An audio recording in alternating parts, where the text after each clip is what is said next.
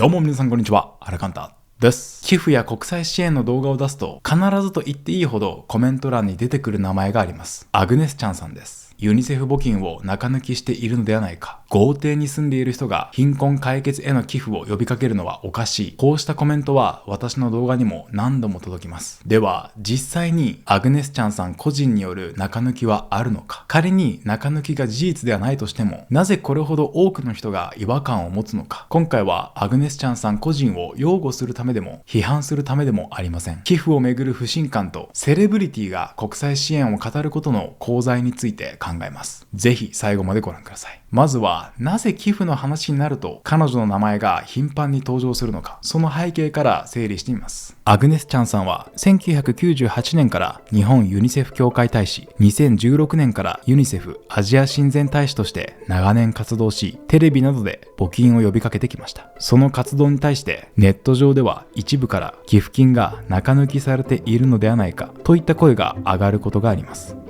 なぜこれほどまでに不信感が集まるのか。その背景には日本ユニセフ協会の仕組みが十分に知られていないことや、寄付金は本当に現地に届いているのかという根強い疑問があります。ただまず確認すべきなのは、その批判がどこまで客観的な事実に基づいているのかという点です。では実際にアグネスちゃんさん個人がユニセフ募金を中抜きしていると言える根拠はあるのでしょうか。確認できる事実として日本ユニセフ協会はアグネスちゃんさんを含むユニセフ親善大使は全員無償で活動しており、募金が親善大使への報酬や個人の利益に使われることはないと説明しています。またアグネスちゃんはユニセフ募金で家や事務所を建てたというネット上の主張についてもデマや誤情報の例として公式ホームページで否定しています。ユニセフや日本ユニセフ協会の公式発表をそのまま信じていいのかと思う人もいるかもしれません。ただ公式資料や収支報告まで根拠なく否定してしまうと、事実確認の土台そのものがなくなってしまいます。少なくとも公開情報をもとに事実確認をする以上、まずは公式に出されている説明や会計資料を参照するのが基本です。その上でもし公式発表と矛盾する確かな証拠が出てくれば、その時に改めて検証すべきだと思います。しかし現時点で公開されている公式資料や収支情報を確認する限り、アグネスちゃんさん個人がユニセフ募金を中抜きしていると断定できる根拠は見当たりません。したがってこの動画ではアグネスさんが募金を中抜きしているという主張を事実としては扱いません。なお日本ユニセフ協会については募金の一部が日本国内の活動費に使われているではないかという批判もあります。例えば2024年度の年次報告では募金総額の 85.9% がユニセフ本部を通じた世界の支援プログラムに、 14.1% が日本国内での募金活動、広報、啓発、アドボカシー活動などに充てられたとされています。ただし私はこの 14.1% を直ちに中抜きと呼ぶのは違うと思います。国際協力の活動を広く知らせ、寄付を集め、組織を継続的に運営するためにはどうしても間接経費が必要になるからです。この必要な経費と悪質な中抜きの違いについては先日アップした動画で詳しく解説しています。気になる方はぜひそちらも合わせてご覧ください。ちなみにこの話をすると、日本ユニセフ協会ではなく黒柳徹子さんのユニセフ募金に寄付した方がいいというコメントも寄せられます。実際黒柳徹子さんの公式サイトでは、黒柳さん名義のユニセフ募金口座に寄せられたお金は事務費用などを差し引かず全額をニューヨークのユニセフ本部に送っていると説明されています。そのため日本国内での活動費を差し引かずにユニセフ本部へ送る形で寄付したい人が黒柳さんの募金口座を選ぶのは一つの考え方だと思います。ただしそれは日本ユニセフ協会の国内活動費が全て中抜きだとか、アグネスちゃんさん個人が不正をしているという話とは全く別です。ここは切り分けて考える必要があります。では個人による中抜きだと断定できる根拠はないとしても、なぜ彼女に対して強い反発や違和感を覚える人がいるのでしょうか。アグネスちゃんさんについてはテレビ番組やメディアで豪華な住まいや生活ぶりが紹介されてきました。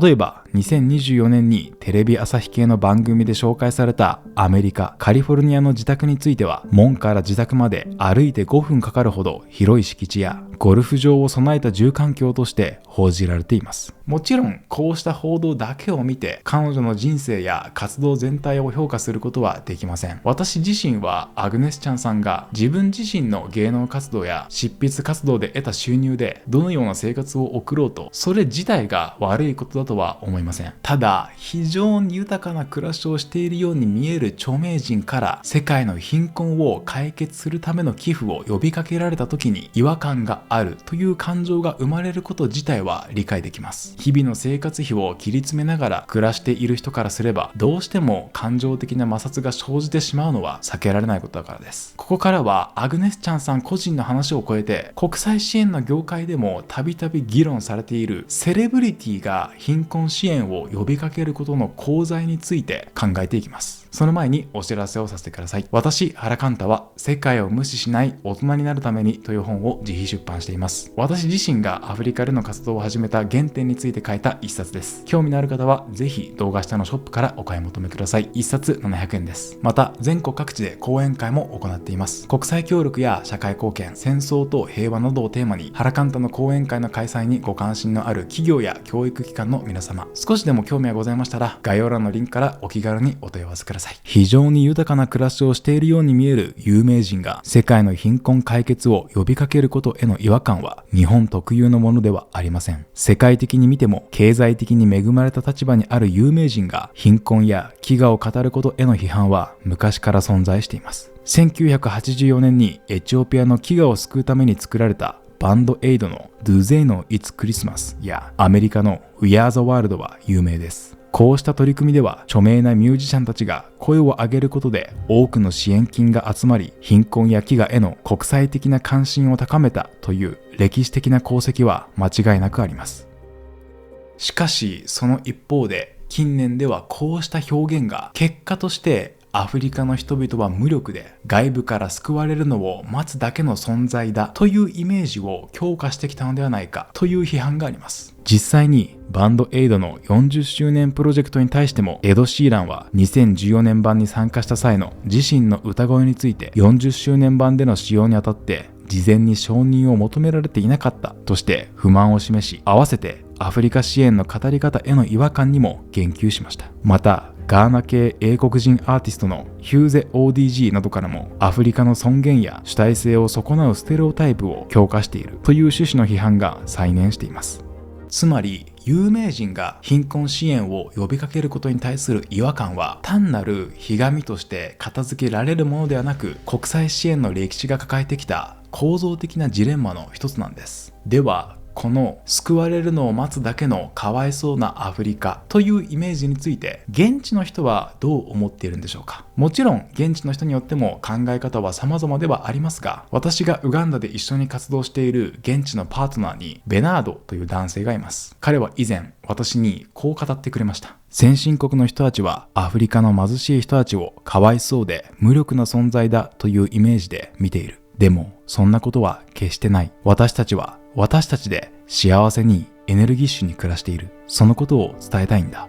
この言葉は私にとってとても印象に残っています。実際私が主催するウガンダのスタディツアーでは到着した初日にベナードがサポートしているスラムを訪問するプログラムがあります。そこで参加者に見てもらうのはスラムではこんなに大変な生活をしているんですという悲惨さだけではありません。そこに暮らす子供たちが音楽に合わせて全力で踊る姿、地域の人たちがお互いに支え合いながら日々を生きている姿、貧困という厳しい現実の中にも笑顔や誇りやエネルギーがあるということです。このプログラムは私たちが一方的にこう見せたいと決めているものではありません。ベナードだけでなくそのスラムに暮らす人たち、コミュニティの皆さん自身がどんな歌や踊りで歓迎するのか、どんな形で自分たちの暮らしや文化を伝えるのかを考え準備してくれています。完全に余談にはなりますが、原寛太と一緒に現地へ行ってみたいという方がいればウガンダスタディツアーのホームページをご覧になってみてください。もちろんだからといってアフリカの貧困や困難を美化するつもりはありません。教育、医療、雇用、住環境など解決しなければならない問題はたくさんあります。それでも現地の人たちはただ救われるのを待っているだけの存在ではありません。自分たちの人生を生き、家族を支え、地域を良くしようとしている主体的な人たちです。支援を呼びかけるために貧困を強調し、そこに有名人の知名度を掛け合わせるという従来の手法は確かに短期的にはお金を集める力があります。しかし長期的には現地の人たちの主体性が見えにくくなり、支援疲れを引き起こし、結果として今回のような強い反発や不信感を生み出す一因にもなっているのかもしれません。だからこそ貧困の当事者たちが何を考え、どんな生活をしているのか、どんな困難を抱えながらどんな誇りや希望を持って生きているのか、この動画を見てくださっている皆さんにはそこにもう一歩目を向けてほしいと思っています。私はアグネスチャンさんが募金を中抜きしているという主張を公開情報に基づく事実として扱うことはできません。ただし、裕福に見える著名人が貧困支援を呼びかけることへの違和感や、日本ユニセフ協会の会計や広報のあり方に疑問を持つこと自体は健全な問題提起でもあります。大切なのは、その違和感をデマや個人攻撃に変えず、寄付と国際支援の構造を考える入り口にすることです。そしてセレブリティの発信や SNS で流れてくる強い言葉にすぐ結論を預けるのではなく、誰がどんな立場で誰の声を代表して語っているのかを冷静に見極めることが重要だと思います。なお、今回のように国際支援の裏側を扱うテーマだと YouTube という不特定多数の方が見るオープンなメディアでは前提を共有しながら丁寧に扱うのが難しいテーマもあります。私が運営するオンラインサロンシナジーでは、例えばより具体的な寄付先の選び方や寄付以外に私たちができる社会貢献の選択肢などを深く学ぶ勉強会も行っています。はるかんたの YouTube を見てさらにもう一歩踏み込んで学んでみたいと思った方は、ぜひネクストアクションとしてシナジーで一緒に学びませんか。少しでも興味があればぜひ概要欄のリンクからホームページをご覧ください。皆さんは寄付のあり方やセレブリティが国際支援を呼びかけることについてどのように感じますか。ぜひコメント欄で皆さんの率直な意見を聞かせてください。感情的な批判ではなく、異なる視点からの建設的な議論ができる場になれば嬉しいです。はるかんたんチャンネルでは他のメディアではなかなか知ることができない国際支援の裏側や世界の問題についてこれからも分かりやすく発信していきます。今後の動画も見逃さないようにチャンネル登録がまだの方はぜひ登録をお願いいたします。ということで今回も最後までご視聴くださりありがとうございました。また次回の動画でお会いしましょう。